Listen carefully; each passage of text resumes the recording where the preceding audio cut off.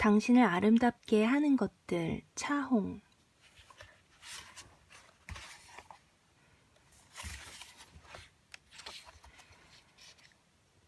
촬영장에서 가방이 통째로 사라진 적이 있다. 그때 발을 동동 구르며 걱정된 건 사라진 가방도 신용카드와 현금도 휴대폰 때문도 아니었다. 초조함의 가장 큰 이유는 바로 다이어리였다. 다이어리를 잃어버리는 건가 싶어 머리가 멍해 있었을 만큼 다이어리는 정말 특별하다. 다이어리 안에는 평생의 꿈과 곧 마무리되는 30대, 만나게 될 40대, 50대, 60대 내 삶의 바람들이 차곡차곡 담겨 있었고, 내가 목표한 계획들, 진행 중인 크고 작은 프로젝트들이 꼼꼼히 정리돼 있었다. 평소 건망증이 심해 다이어리를 많이 활용하는 까닭에 매일의 세세한 계획과 일정도 나만의 암호로 적는다. 그 수많은 이야기들을 이대로 잃어버린다고 생각하니 아찔했다.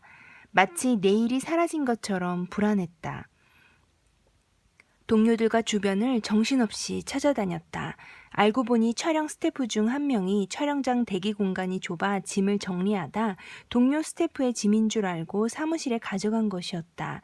가방을 찾자마자 가장 먼저 다이어리를 확인했다.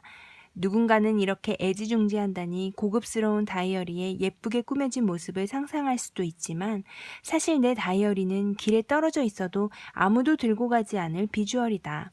가죽 케이스이긴 하지만 해가 바뀔 때마다 속지만 바꿔 써서 낡았고 하루에도 수십 번 사용해 헌책처럼 손때가 묻어 있다. 내용을 훔쳐보고 싶어도 워낙 깨알같이 정리돼 있어서 가까운 지인이 봐도 내용 판독이 불가능하고 수정 테이프로 지우고 다시 쓰기를 반복한 건 기본이며 다른 종이에 쓴 것을 풀로 붙이기도 해 너덜너덜함 그 자체다. 만일 다이어리가 사람이었다면 1년을 10년처럼 일을 시킨다고 질색했을지도 모른다. 하지만 나는 그 낡음이 편안하다. 다이어리를 쓸 때 다른 사람들과 조금 다른 부분이 있다면 11월에 다음 해의 다이어리를 준비하고 12월 1일부터 새해 다이어리를 쓴다는 것이다. 보통 11월쯤엔 속지가 너무 낡아 더 쓰기 힘든 이유도 있지만 조금 일찍 새로운 한 해를 준비하는 일이 마음을 설레게 한다. 다이어리 맨 앞에 적어둔 그 해의 목표를 정리하고 미흡하거나 부족했던 일을 새 다이어리에 옮긴다. 그리고 새해의 1월, 2월, 3월, 4월 등 아직 만나지 못한 계절을 떠올리며 다이어리를 넘기는 그 순간이 정말 행복하다. 무엇보다 내 마음을 지우개로 깨끗이 지우고 시작하는 것 같아서 좋다. 다이어리를 사용하는 데 있어 나만의 방법이 있다. 몇 해 전만 해도 그 방식을 담을 수 있는 다이어리를 찾을 수 없어 무지 속지를 사서 직접 칸을 그리고 숫자를 적어 속지를 만들었다. 그러다가 내가 원하는 스타일을 80% 정도 담을 수 있는 오롬 다이어리를 만나게 되어 사용하고 있다. 나의 일과와 업무, 크고 작은 목표, 그리고 주변 사람들을 챙기는 목적으로 다이어리를 활용한다. 다이어리를 펼치면 잘 정리된 서랍장을 연 듯한 기분이다. 덕분에 일과에 대한 압박과 스트레스를 덜 받는다. 가장 중요하게 생각하는 부분은 다이어리의 절반을 차지하는 메모란이다. 이 공간은 나만의 보물창고다. 메모란의 앞에서부터는 뷰티 자료, 다양한 정보들을 작게 스크립에 붙이거나 글로 정리한다. 뒤에서부터는 내가 만난 사람들의 좋은 모습, 상냥한 말씨, 따뜻했던 기억을 적는다. 아름다운 것들을 모두 정리하는 공간인 것이다. 이 부분을 아름다운 메모장이라고 부른다. 잊어버리거나 놓칠 수 있는 일상의 순간들이 담긴다.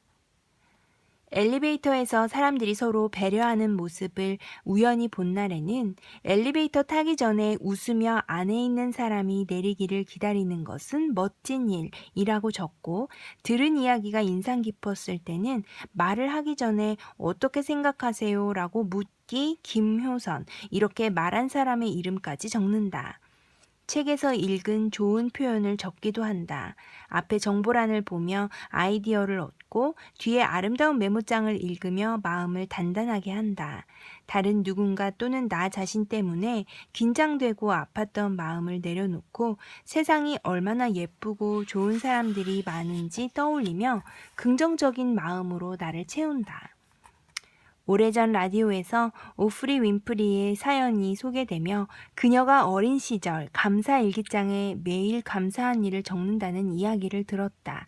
예를 들어 오늘 맛있는 감자칩을 먹었다면 그 음식을 만든 요리사에게 감사 일기를 쓰고 읽은 책 내용이 좋았다면 작가에게 좋은 글을 써주어 고맙다고 쓴다는 것이다. 이는 사소한 일에도 감사함을 떠올리게 하고 세상을 긍정적으로 보는 안목을 길러주었을 것이다. 그녀가 어떤 마음을 되새겼을지 조금이나마 이해가 된다. 기분 좋은 햇살처럼 투명한 파란 하늘처럼 우리는 일상에서 따뜻한 일을 자주 마주친다. 너무 찰나라 놓치거나 다른 일들 때문에 잊어버렸을 뿐이다. 나는 10여 년 전부터 다이어리를 살 때 지인과 동료들을 위한 선물용도 함께 구매한다. 다이어리 앞에 받을 사람의 이름을 새기고 작은 편지나 메모를 적어 선물한다. 더 많은 사람들이 소중한 일상을 다이어리에 남겨 오래도록 기억했으면 하는 마음에서다. 다이어리에 연필이나 펜으로 글을 쓰고 수시로 메모를 하는 습관은 정서적 안정감을 준다. 글씨를 쓰는 행동은 뇌의 퇴행 속도를 늦추고 긴장되고 흥분된 감정을 차분하게 이완시킨다. 하지만 꼭 이런 과학적 이유가 아니더라도 빠르게 지나가는 매일 그리고 앞으로 만들어질 새로운 시간들을 정리하고 생활 속에서 만난 아름다운 에피소드를 기록하는 일은 내 마음을 위해서도 소중한 일일 것이다.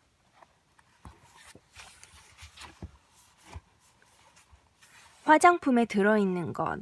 화장품의 모든 성분을 제품의 용기나 포장에 표시하기로 한 화장품 전 성분 표시제가 가장 먼저 도입된 것은 1976년 미국에서였다. 유럽은 1997년, 우리나라는 2008년부터 시행되었다. 그 전까지는 화장품을 쓰면서도 어떤 성분이 들어있는지, 다양한 컬러는 어떻게 만든 건지 전혀 알 수 없었다. 수많은 화장품과 홍보용 광고가 쏟아졌지만 화장품에 들어있을지 모르는 해로운 성분은 어디에서도 알려주지 않았다.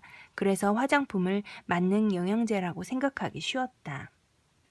화장품 전 성분 표시제가 시행된 지 10여 년이 지난 지금 세상이 많이 변했다. 예전에는 화장품 개발업자나 전공자 등 전문가들의 전유물처럼 느껴졌던 화장품에 대한 정보와 지식은 뷰티를 사랑하는 블로거, 유튜버 등 뷰티 크리에이터들의 SNS 채널 통해서도 쉽게 접할 수 있다. 뷰티 관련 일을 하지 않는 사람들도 기본적으로 실리콘에 대해, 파라벤과 인공 색소에 대해 이야기할 수 있는 시대가 됐다. 모든 화장품 용기나 포장에는 일반적으로 제품의 명칭, 제조업자 또는 수입업체의 상호 및 주소, 그리고 보건복지부가 정한 성분의 명칭, 내용물의 양, 제조번호 및 제조연원일 또는 사용기한, 가격 등이 표시되어 있다. 깨알 같은 크기의 글씨로 적혀 있는 이것은 사람으로 따지면 어떤 삶을 살아왔고 지금 어떤 상태인지를 증명하는 경력 증명서 같은 것이다. 우리나라 사람들이 파리에 가면 꼭 들르는 명소는 몽주 약국이다. 한국인 관광객이 얼마나 많은지 한국인 직원까지 상주하고 있다. 몽주 약국을 찾는 사람들 중 대부분이 약보다는 유럽의 화장품을 경험하길 원한다. 프랑스의 약국에서는 기초 화장품을 판매하기 때문에 약사들에게 화장품의 전문적인 정보와 설명을 들을 수 있다. 파리에 가게 되면 파리 사람들이 화장품을 고르는 모습을 살펴보자. 보통 브랜드를 먼저 보고 제형과 향을 확인하는 우리와 달리 그들은 화장품 뒷면을 진지하게 읽는다. 화장품의 포트폴리오를 꼼꼼하게 살피는 것이다. 그래서 파리에서는 광고를 많이 하지 못하는 중소 브랜드도 큰 회사 못지않게 폭넓게 사랑받고 있다.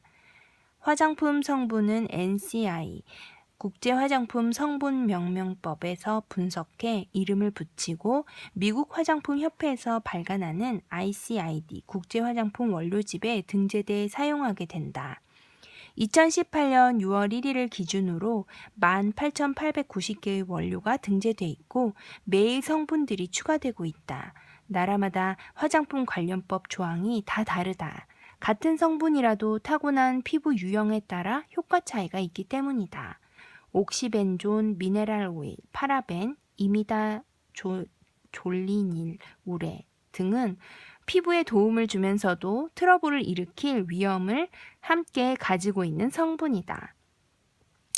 특히 체질이나 몸의 상태에 따라 피해야 하는 성분들이 많다. 그리고 범용적으로 사용되지만 아직도 효과가 정확히 밝혀지지 않아 의견이 분분한 성분도 많다. 그래서 특정한 성분 몇 가지만 알고 있기보다 대한화장품협회 홈페이지에 들어가 한국에서 사용하는 성분 리스트를 검색하고 정보를 알아보는 게 좋다. 귀찮다고 생각할 수 있지만 막상 해보면 그리 오래 걸리지 않는 일이다. 화장품의 가장 궁극적인 용도는 피부를 청결하게 하고 피부를 보호하고 아름다움을 더하는 데 있다. 건강한 아름다움은 화장품 브랜드나 예쁜 케이스에서 얻는 것이 아니다. 순수하게 화장품 속 성분들이 만드는 것이다. 따라서 화장품을 구입할 때 가장 먼저 할 일은 화장품 뒷면을 확인하는 것임을 잊지 말자.